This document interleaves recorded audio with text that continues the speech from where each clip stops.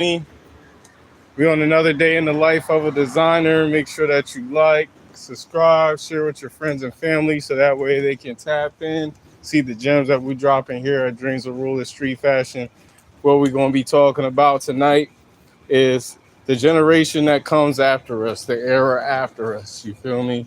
What we like to do primarily on a day in the life of a designer is pretty much give you the behind the scenes, the mindset of a designer, different things that I do, on a regular basis and, in order to prep for um, different podcasts, photo shoots, and more. So definitely, stay tapped in, tap into our other episodes as well too, because they all have gems on there for all fashion or just designers, period, and entrepreneurs as well too. So definitely tap in. Now, all the day ones know that we get in to it with a core question. That question tonight is, when the next generation inherits fashion from us, what will we actually give them?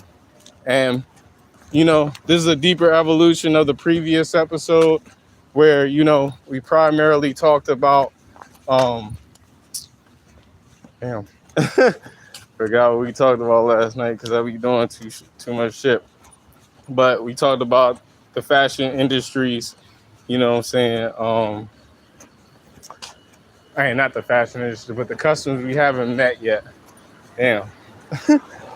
So yeah, we talked about the customers that we haven't met yet, meaning that there always are customers that you are designing for in the future, not for the present. You know what I'm saying? The present is the thing that pays the bills, but ultimately the future is what makes your fashion house. So, this one asks what your generation is actually leaving behind for the next one. And, every generation inherits a problem. No generation, starts out with a blank canvas. You feel me? Every generation inherits a definition of beauty, definition of status, definition of, success, institutions, designers, manufacturers, business models, and, cultural assumptions. Then either accepts it, modifies it, or rejects it. Um, a lot of things in our, I guess you could say, constructs, systems, as far as forms of business, have changed. Not necessarily the game, but just the landscape. You feel me? How we have internet, social media, you feel me? We're able to actually get in touch with each other a whole lot easier than before, even though, there's gatekeeping within those things and other things as well too. But it's a whole lot easier than it was before. So, you got to ask yourself, what did my generation inherit from fashion that was worth keeping? And what did we inherit that should have, ended with us? You feel me? When, culture becomes a product, you know, it's one of the biggest contradictions of modern fashion. Street culture, creates an enormous, creative movement. And, the fashion industry learned how to package and monetize the culture similar to, how they're doing it. Well, they don't really know how to do it yet, but they working on it right now. You feel me? With the constructs that we have. And, culture, influence, commercialization, saturation, those are, all the package points. And at what point does the industry stop participating in culture and start extracting from it? You feel me? Can fashion profit from a culture without eventually weakening the thing that made the cultural powerful? And honestly, that's a very powerful question because that's exactly the war that fashion is having with itself right now. In all honesty, a lot of things. What's good, Studio Maker? Appreciate you for tapping in. But yeah, that's pretty much, what the war is with fashion right now. Why people saying, certain, constructs have died off, or, certain culture, niches are dying now. You feel me?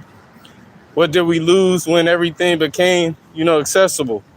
digital fashion culture gave people unprecedented access. Like I said, we able to reach each other, you know, a whole lot faster, quicker than we ever had before. And you can, see almost anything, buy almost anything, sell almost anything, study almost any one or thing.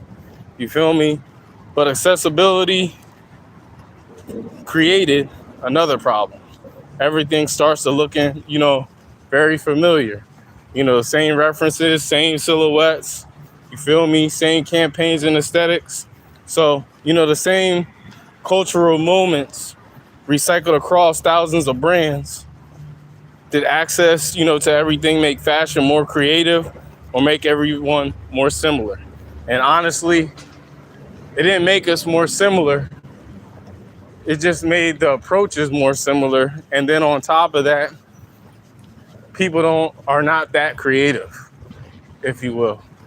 Not in the sense that they don't have the creativity, but they're either ignorant or lazy in the way that they create, which is causing, creative blocks, things of that sort, the inability to really deepen the thought of creativity, your imagination overall, the generation of, constant reference, why fashion keeps repeating itself.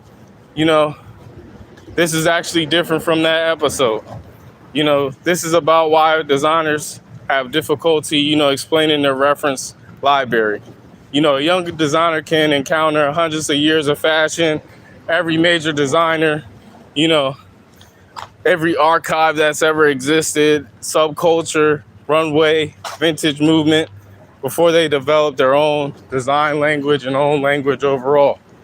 The paradox, more inspiration can, produce less originality. You feel me? So, because you're constantly seeing what has already been done, you're not really, creating for yourself. And that's why, for me personally, when it comes to designing, I don't really consume, day-to-day things like TV or, I don't really get on my phone to be, going through people's social media accounts or things of that sort. Like when I get on my phone to do anything business-wise, I do that and get off. Because most of the time, I'm in the mode of creating. So when I'm in the mode of creating, I don't want anybody's inspirations to cross over into my work. Because I want my work to stay original and authentic. You feel me? And that's why, even when it comes down to advice, comes down to, people passing knowledge, you got to be careful what you take in. Because if you don't do your own research on the information, then ultimately you could be taking in wrong information. It sounds good because it sounds right. And you start fucking up things that, you got going on. So what does a designer owe the future? This is the philosophy or philosophical center, you feel me, of the whole episode. Maybe, the designer's responsibility isn't simple. Maybe it's make something good. Maybe it's, expand what's possible. But a designer should, potentially leave behind new proportions, new silhouettes, new combinations, new, interpretations, categories, new manufacturing approaches, new cultural connections, and new ways of thinking about clothes. So if I'm the only one making better version of things that already exist, what exactly did I contribute? Absolutely fucking nothing. You just doing everything that's already been done. Get it? So Dreams of Rulers as a case study, you know what I'm saying? We're not trying to ask how can Dreams of Rulers become more successful. We ask something more ambitious like, what does Dreams of Rulers want to make possible that wasn't possible before? That's the street luxury, becoming an experiment.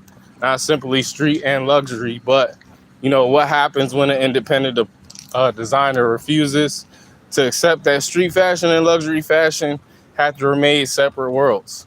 You feel me? That's the actual proposition. What should the next designer be able to say? You feel me? In 2045, discovering dreams of rulers, you got to imagine what they would be thinking. You got to be imagining what they would be thinking about your brand in that time frame too. What would you want them to say? You don't want them to say, oh, they had cool clothes. You feel me? But you want them to be saying they were asking questions we weren't asking yet and questions we weren't even thinking of. You feel me? Maybe they'll disagree with you. That's okay. But maybe they'll improve on the idea even better because, influence doesn't require imitation. You feel me? Can your work give someone else permission to think differently? And that's ultimately where inspiration is and what inspiration is. Feel me? The things that shouldn't be passed down, every generation should leave some things behind. You feel me? Should fashion, stop passing forward? Disposable thinking, endless imitation, artificial scarcity, obsession with celebrities, constant trend cycles, quantity over quality, fame as the primary definition of success, treating culture as a marketing resource. Ultimately in that, you got to ask yourself, what am I personally unwilling to inherit? It's ultimately, you writing the next chapter. Feel me? Imagine, Dreams of Rulers isn't, being built for today's audience. Imagine you're building a, reference point. The work has to, survive. The algorithm, the trends, the platform, economy, designers' personality, current generations. You feel me? Every designer, is standing between two generations. Behind me is everything that, made me possible. In front of me is everything I haven't seen yet. And my responsibility isn't to recreate what came before me. It's not even to, predict what's coming next. It's to add something to, the story that wasn't there before. And when, the next generation looks backwards at, our era of fashion, what would they ultimately say that changed? You feel me? Because I look at fashion today, I'm just talking about as a whole, even with me included. I don't even do the shit that y'all be doing, but everything pretty much look the same. And, there's some people that, actually are creative enough to, stay in their own lane and smart enough and are making, solid dollars off their art. But at the end of the day, there's too many people doing the same thing over and over and over again. And then the crazy part is that you got people that don't normally think for themselves, thinking that is the way fashion is, when it's not. And that's why, for me and for the industry as a whole, I felt like the need to, stand up and say something with these live streams, with, the content that we making, within respect of, day in the life of a designer, just so that way, we can start sparking that other thought. Like, is this actually something that is feeding the culture or destroying the culture? You feel me? And that's all that it comes down to. Is your work gonna feed the culture or destroy the culture? And that's ultimately what I'm trying to, do here with Dreams of Rulers. That's why we have the From the Mud collection, to show you that, something can start from nothing and end up turning into transformation, growth, and success. You feel me? Just taking that pain, that pressure, and that struggle and turning it into something powerful. You feel me? So make sure you check out, the From the Mud collection. It's on our website. We also have the spoken word album. We have 2 new spoken word music videos out right now. From the Mud, Twinkle Twinkle, and we're working on Grease to get it out there to you in the next few weeks. So definitely, tap in with that. Tap in with, our poetry book From the Mud, and also our poetry book Views from the Trap as well too. Make sure, you tap in with those things, catch a vibe, you know what I'm saying? Learn about, some growing seasons that me and others have, gone through in my experiences. So definitely tap in, definitely check us out, definitely, show love. And I appreciate all the day ones that have been, tapping in with us, subscribing, you know what I'm saying, liking our content, watching our content, tapping in with our website, you know what I'm saying? It's helping us to grow, and we need more of that. We need more. So that way we can continue to grow. We continue to give you what you need, give you the gems that you need, and, you know what I'm saying, give you the, apparel that you guys want as well too.